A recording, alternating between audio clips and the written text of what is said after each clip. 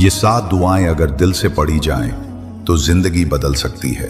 पहली दुआ, हमारे लिए अल्लाह ही काफ़ी है और वो बेहतरीन कारसाज हैं।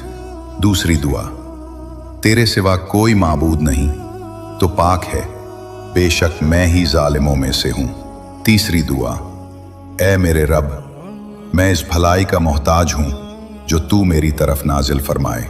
चौथी दुआ, मैं अल्लाह से बख्शिश मांगता हूँ और उसी की तरफ तौबा करता हूँ। पांचवी दुआ, ऐ मेरे रब मुझे बख्श दे और मुझ पर रहम फरमा, बेशक तू बहुत ज्यादा तौबा कबूल करने वाला, निहायत बख्शने वाला है।